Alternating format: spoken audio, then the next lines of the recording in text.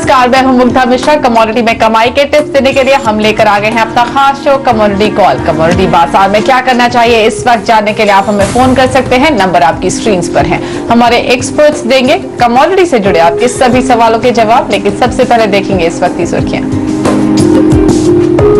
सोने की चमक बढ़ी, घरेलू बाजार में दाम 27,200 रुपए के पार। पिछले एक महीने में 1,000 रुपए की तेजी। अंतर्राष्ट्रीय बाजार में 4 महीने के ऊपरी स्तर पर कारोबार।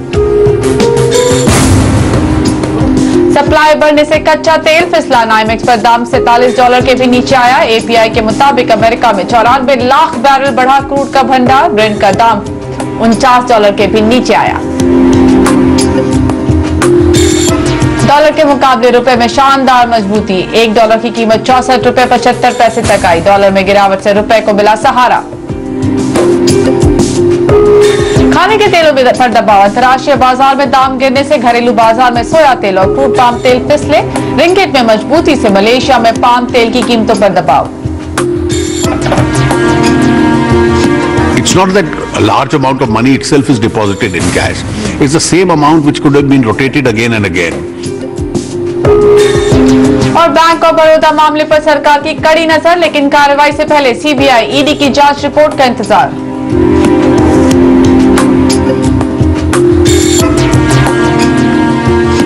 कमोडिटी बाजार पर बात करने के लिए आज हमारे साथ एंजल कमोडिटीज के अनुज गुप्ता और पैराडाइम कमोडिटीज के बीरेन वकील जुड़ रहे हैं।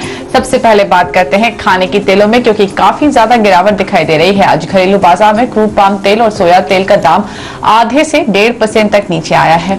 रुपए में मजबूती और अंतर्राष्ट्रीय बाजार में सुस्ती से कीमतों पर दोहरा दबाव दिखाई दिया है। दरअसल रिंगिट में मजबूती से मलेशिया में पाम तेल का दाम नीचे आ गया है। हमारे साथ पैराडाइम कमोडिटीज के बीरेन वकील जुड़ रहे हैं। बीरेन, क्रूड पाम तेल का दाम सबसे ज्यादा गिरा है, क्या आपको लगता है आगे और गिरावट आएगी यहाँ पर, और क्या इस वक्त और बेचना चाहिए या फिर खरीदारी का मौका ढूंढे?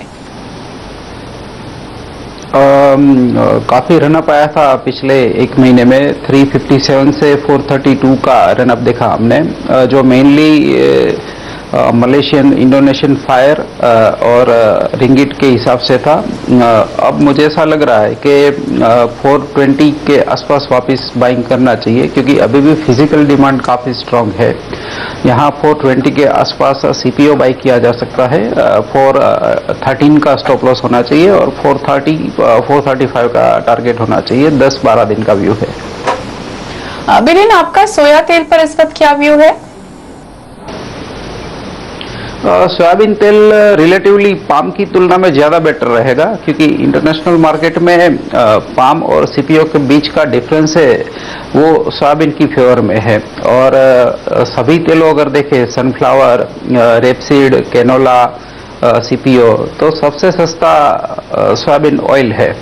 और यहाँ भी मुझे ऐसा लग रहा है कि डोमेस्टिक क्रॉप जो हम मानते थे उससे थोड़ी कम आएगी। ऑयल कंटेंट भी थोड़ा मुझे ये करंट हीट वेव को देखते हुए कम दिख रहा है। तो यहाँ मैं समझता हूँ कि घरेलू बाजार में सीपीओ की तुलना में सोयाबीन ऑयल आउट परफॉर्मर रहेगा फोर्थ क्वार्टर में। ओके, थोड़ा एक मसाला पैक पर आपका व्यू लेना चाहेंगे, क्योंकि थोड़ा दबाव देखने को मिला जीरा और हल्दी दोनों में ही। क्या व्यू है, क्या लगता है और दबाव आगे दिख रहा है? यहाँ ऐसा लग रहा है कि अब जैसे जैसे रबी फसल का टाइम आएगा, अगर एक बारिश हमको मिल जाती है अगले 10-15 दिन में राजस्थान, नॉर्थ गुजरात में, तो ज़मीन में जो हीट वेव है, जो काफ़ी एकदम गर्मी, वो थोड़ी सोइंग के लिए फेवरेबल होगी। और स्पेशली जीरा और धनिया, ये जो दो क्रॉप है वो प्राइस के हिसाब से किसान के लिए काफ़ी फेवरेबल, काफ़ी अट्रैक्टिव है। लेकिन अब किसान फिलहाल ये दुविधा में है, क्योंकि हमारा जो टेम्परेचर नॉर्मली रहना चाहिए इस समय 32, 33, वो 38, 39 चल रहा है। तो इस टेम्परेचर में फार्मर जीरा जैसी नाजुक चीज वो सोइंग नहीं कर सकता, वो जर्मिनेट ही नहीं हो पाएगी। तो weather is very crucial factor. Weather देखने के बाद ही कुछ आगे कॉल इसमें लिया जा सकता है। ओके, चलिए बात करते हैं सोने की, क्योंकि कीमतें लगातार बढ़ रही हैं। घरेलू बाजार में पिछले एक महीने में सोना करीब 1,000 रुपए ऊपर आया है। फिलहाल ये 27,000 रुपए के ऊपर बना हुआ है। अमेरिका के खराब आंकड़ों से सोने की तेजी को लगातार हवा मिल रही है। अंतर्राष्ट्रीय बाजार में भी पिछले 4 महीने का ऊपरी स्तर छू चुका है, वहीं 5 महीने के स्तर के भी बेहद करीब है। दरअसल कल वहां रिटेल सेल्स के आंकड़े आए थे अमेरिका में, जो उम्मीद से बेहद खराब थे। महंगाई दर में पिछले 8 महीने की सबसे बड़ी गिरावट आई है अमेरिका में। बाजार में अटकलें लगाई जा रही हैं कि अब शायद फेडरल रिजर्व दिसंबर तक भी दरें नहीं बढ़ा पाएगा। हमारे साथ एंजल कमोडिटीज के अनुज गुप्ता जुड़ रहे हैं। अनुज, आज अमेरिका में जो बेरोजगारी के वीकली नंबर्स भी आने वाले हैं, क्या उम्मीद है बाजार को, और आप इस वक्त सोने में क्या स्ट्रैटेजी बना रहे हैं? गुड इवनिंग मुद्दा, अगर हम देखें तो हमने देखा है पिछले 2 हफ्ते से कंटिन्यूअस जो यूएस के डाटा आए हैं वो वीकनेस की तरफ ही आए हैं, जिसकी वजह से एक्सपेक्टेशन ये बढ़ रही है कि यूएस जो है वो इंटरेस्ट रेट हो सकता है बढ़ाने में डिले करे। तो मुझे लगता है कि उसकी वजह से तेजी देखने को मिली, और जो अब डाटा आने वाले हैं मुझे लगता है कि उनमें भी थोड़ी वीकनेस देखने को ही मिलेगी, जो भी हो सकता है कि डॉलर के लिए नेगेटिव हो और गोल्ड के लिए पॉजिटिव साइड में हो। तो मुझे लगता है कि गोल्ड के अंदर अगर हम डाटा वाइज देखें तो जो भी डाटा आएंगे वो मुझे लगता है कि थोड़े सपोर्टिव ही रहेंगे। इवन अगर हम ओवरऑल आउटलुक की बात भी करें तो मुझे लगता है कि गोल्ड में technical as well as fundamental दोनों ही पॉइंट से एक तेजी देखने को मिल रही है। ओके, एक सवाल यहाँ पर आपसे करना चाहूंगी, वो ये कि पहले तो दिवाली तक आप कहाँ देख रहे हैं सोने को, और उसके बाद अगर हम इस दिवाली सोना खरीदते हैं तो अगले साल किस तरीके के रिटर्न की उम्मीद करें? देखिए, मुझे लगता है कि अगर हम इस दिवाली तक अगर हम लेके चलें तो मेरा व्यू है कि हमको प्राइस गोल्ड का करीबन 27,800 से लेकर 28,000 तक की रेंज में देखने को मिल सकता है। क्योंकि अगर हम देखें तो ईटीएफ की अगर होल्डिंग की बात भी करें तो वहां पर भी थोड़ा इजाफा देखने को मिला है पिछले महीने। तो कहीं ना कहीं अब ईटीएफ में भी एक बढ़ोतरी देखने को मिली है। इंडिया का इंपोर्ट ऑलरेडी बढ़ चुका है, साथ में जो डाटा आ रहे हैं वो नेगेटिव आ रहे हैं, तो सारे सेक्टर थोड़े पॉजिटिव है। तो मुझे लगता है कि दिवाली तक प्राइस 27,800 से लेकर 28,000 तक देखने को मिल सकते हैं। नेक्स्ट ईयर की अगर बात करें तो नेक्स्ट ईयर भी अगर ऐसा ही ट्रेंड रहा, अगर यूएस के डाटा अगर खराब आते रहे तो हो सकता है कि गोल्ड में और तेजी देखने को मिले। नेक्स्ट ईयर में अगर हम देखें, अगर हम स्टार्टिंग नेक्स्ट ईयर के पहले क्वार्टर की अगर बात करें जनवरी से मार्च तक लेकर, तो मुझे लगता है कि अगर सेम कंडीशन रहती है तो हो सकता है कि प्राइस 29,000 के लेवल को भी टच कर पाए। ओके, चलिए अब देख लेते हैं आज के एक्सपर्ट्स की हॉट पिक्स। अनुज, आपकी तरफ से क्या होंगी आज की हॉट पिक्स? देखिए, हमारी तरफ से 2 हॉट पिक रहेंगी। पहली हमारी हॉट पिक है नेचुरल गैस में, जहां हमने बाय रेकमेंड किया है। करीबन 162 से लेकर 163 के बीच बाय कर सकते हैं। स्टॉप लॉस 158 पे, टारगेट 170 का लगा सकते हैं। एक पोजिशनल तौर पर भी इसको बाय किया जा सकता है। साथ में हमने देखा है कि बेस मेटल में काफी तेजी का अपसाइड मोमेंटम देखने को मिला है। तो बेस मेटल में से हमने जिंक को चुना है, जहां पर हमने बाय रेकमेंड किया है। 11750 के अराउंड बाय इनिशिएट कर सकते हैं। स्टॉप लॉस 115 का रहेगा, टारगेट 120 से लेकर 122 तक देखने को मिल सकता है। ओके, और बीरेन, आपकी तरफ से एग्री पैक में कहाँ पैसे लगाने चाहिए इस वक्त? मैं दिसंबर कॉटन बाइंग प्रेफर करूंगा 15,900 के आसपास। टारगेट रहेगा 16,200-250। स्टॉप लॉस रहेगा 15,690, 15,700। और सोयाबीन ऑयल में बाय करूंगा नवंबर 635 पे, 630 का स्टॉप लॉस रहेगा और ऑब्जेक्टिव रहेगा 640, 645, 646। ओके, तो ये है आज की हॉट पिक्स। बीरेन और अनुज बने हुए हैं हमारे साथ। लेंगे यहाँ पर एक छोटा सा ब्रेक, आपके सवाल के जवाब लेकर आएंगे इस ब्रेक के बाद।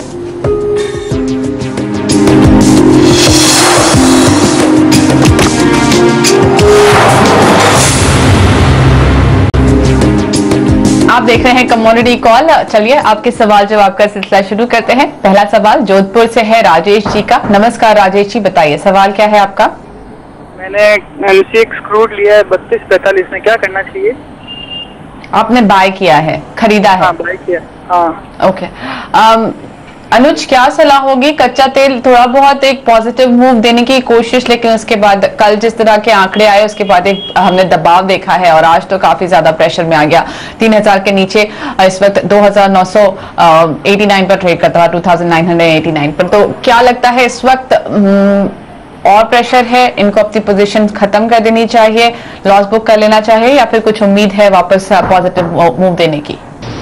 देखिए, अगर हम क्रूड में देखें तो इन्वेंट्रीज डेफिनेटली बड़ी हैं। कहीं ना कहीं देखें तो जो सप्लाई साइड है वो कंटिन्यूस बनी हुई है। तो मुझे लगता है कि क्रूड के अंदर थोड़ा दबाव देखने को मिल सकता है। बट अगर ये लॉन्ग टर्म पर्सपेक्टिव से जाने जाते हैं, थोड़ी ये होल्ड कर सकते हैं पोजीशन, तो मुझे लगता है कि नीचे करीबन 2900 के आसपास एक अच्छा सपोर्ट रहेगा। मीन्स अगर हम डॉलर वाइज देखें तो करीबन $45 के आसपास एक अच्छा सपोर्ट मिल सकता है, जहां से एक्सपेक्टेड है कि प्राइस में बाउंस बैक देखने को मिल सकता है। तो मुझे लगता है कि 2900 के आसपास अगर आते हैं प्राइस, तो वहाँ पर एवरेजिंग के लिए और बाय कर सकते हैं। हमारा व्यू ये है कि प्राइस क्रूड के अंदर बाय ऑन डिप्स करके चलें, क्योंकि हमने देखा है कि डिमांड ओवर जो फोरकास्ट है वो काफ़ी ज़्यादा स्ट्रॉन्ग है, तो एक लॉन्गर टर्म में एक तेजी देखने को मिल सकती है। हो सकता है कि आज या कल में थोड़ी करेक्शन देखने को मिले, बट मुझे लगता है कि $45-44 से बाउंस बैक देखने को मिलेगा, तो मुझे लगता है कि इनको पोजीशन होल्ड करनी चाहिए। ओके, तो आप अपनी पोजीशन होल्ड करके रखें। इस वक्त एक बाउंस बैक की उम्मीद कर रहे हैं अनुज। चलिए अगला सवाल लेते हैं। प्रतापगढ़ से पारसमणि जी का सवाल है। पारसमणि जी नमस्कार, बताइए सवाल क्या है आपका? मेरे पास 300 बोरी बारले है हाजिर में, मैं इसको 1500 में सेल करना चाहता हूँ। इसका 1500 कब तक आ जाएगा? आपने ये बारले आपके पास खुद का उगाया हुआ है या फिर आपने खरीदा है? मैंने मंडी से खरीदा हुआ है। जी, किस भाव पे खरीदा आपने? प्रतापगढ़ राजस्थान की मंडी में खरीदा मैंने। जी, किस भाव पे खरीदा, किस कीमत पे खरीदा? 1200। जी जी। बीरेन क्या सलाह होगी? 1200 पर इन्होंने बारले खरीदा है, 300 बोरी है, 1500 के लेवल का ये इंतजार कर रहे हैं। आपको लगता है इन लेवल्स पर पहुंचेगा बारले? अगले 10 दिन में अगर बारिश आएगी नॉर्थ में तो शायद तेजी थमेगी जनरल एग्रीपेक की, लेकिन अगर 10-12 दिन में बारिश नहीं आती है तो स्पेशली बार्ली और व्हीट ये पैक के लिए अपसाइड की गुंजाइश काफ़ी है। उनको फिलहाल तो मैं ये बोलूँगा कि उनको रुकना चाहिए, होल्ड करना चाहिए। तो आगे अगले 10-12 दिन इंपॉर्टेंट है। अगर बारिश आती है तो शायद दबाव आए, और अगर नहीं आती है तो अच्छी तेजी भी आ सकती है। तो इस वजह से बीरेन को लगता है आपको अपनी पोजीशन होल्ड करनी चाहिए। चलिए अब चलेंगे मुंबई, जहां से जयेश शाह ने हमें फोन किया है। नमस्कार जयेश, बताइए सवाल क्या है आपका? हेलो, मैंने नेचुरल गैस 192 में नवंबर का बाय किया है। मेरे को एक्सपायरी तक 220 का भाव मिल सकता है क्या? नवंबर एक्सपायरी तक 220 का भाव का इंतजार कर रहे हैं अनुज नेचुरल गैस में। 192 पर इन्होंने नवंबर कॉन्ट्रैक्ट खरीदा है। लगता है उन लेवल्स पर जाएगा। एक पॉजिटिव बात यही हो सकती है कि तब तक विंटर सीजन अमेरिका में ज्यादा तेज पकड़ेगा, थोड़ी अपसाइड शायद उसकी वजह से देखने को मिले। देखिए नवंबर सीजन में जनरली हम देखते हैं कि तेजी का माहौल बनता है, क्योंकि विंटर सीजन स्टार्ट होने वाला होता है। साथ में अगर हम देखें तो इन्होंने 192 पे लिया और प्राइस करीबन 160, 164, 165 के अराउंड चल रहे हैं। मुझे लगता है कि अगर ये इन लेवल्स पे एवरेजिंग करते हैं तो मुझे यहाँ से अच्छा बाउंस बैक दिख रहा है, और हमारा हॉट पिक भी आज नेचुरल गैस ही है। तो मुझे लगता है कि अगर ये होल्ड करते हैं और इनका नवंबर में कॉन्ट्रैक्ट में इनकी पोजीशन है तो एक्सपेक्टेड है कि नवंबर तक भाव एक बार 185-190 तक देखने को मिल सकते हैं। तो अगर एवरेजिंग करके चलते हैं तो यहाँ पर उनको एग्जिट करने का मौका मिलेगा। तो मेरा व्यू यही है कि नेचुरल गैस में एवरेजिंग करें और इसको लॉन्गर टर्म के लिए होल्ड करें, तो 190 का लेवल मुझे लगता है कि नवंबर कॉन्ट्रैक्ट में देखने को मिल सकता है। अनुज, इनके पास 16 लॉट्स हैं नेचुरल गैस के। आपको लगता है इनको एवरेजिंग करनी चाहिए? देखिए बिल्कुल, मुझे लगता है कि ये जो करंट लेवल्स है ये बहुत अच्छे लेवल है। यहाँ पर अगर हम देखें तो सपोर्ट काफी स्ट्रांग है। अगर इन पे एवरेज करने की कैपेबिलिटी नहीं है तो स्टिल जो पोजीशन है उसको होल्ड करें, और अगर एवरेज करने की कैपेबिलिटी तो एवरेज करें, अगर नहीं है तो होल्ड करें। मुझे लगता है कि धीरे धीरे जो इनकी पोजीशन है वो ऊपर की तरफ आती हुई दिखाई देगी। ओके, तो आपके लिए सलाह है कि अगर आप एवरेजिंग कर सकते हैं तो एवरेजिंग करिए। यहाँ से बाउंस बैक एक्सपेक्ट करके चल रहे हैं अनुज, लेकिन अगर आप एवरेजिंग करके अपनी कॉस्ट प्राइस नीचे लेकर आएंगे तो शायद बेहतर होगा आपके लिए। लेकिन फिलहाल हम लेंगे एक छोटा सा ब्रेक। ब्रेक के बाद कुछ और फोकस करेंगे कमोडिटीज पर।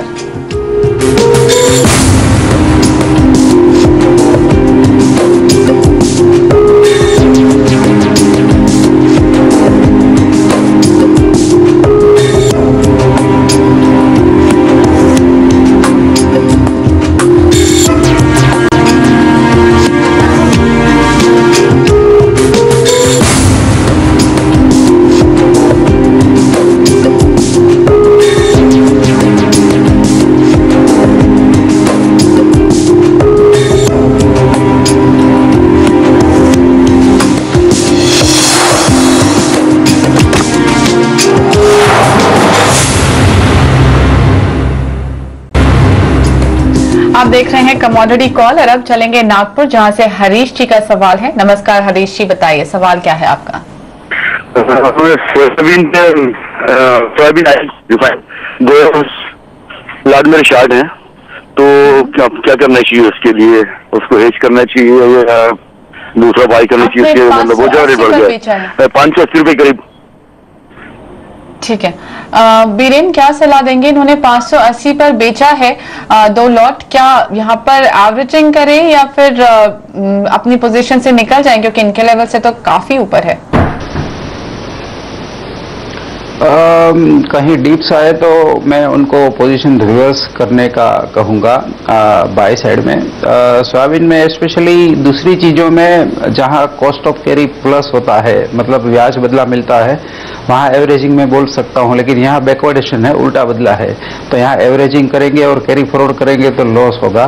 तो बेटर है कि वो कहीं डिप्स पे प्रोबेबली 630 के आसपास निकल जाए, वहाँ बाई साइड करके फिर 621 के स्टॉप लॉस से बने और 645 का ऑब्जेक्टिव रखे।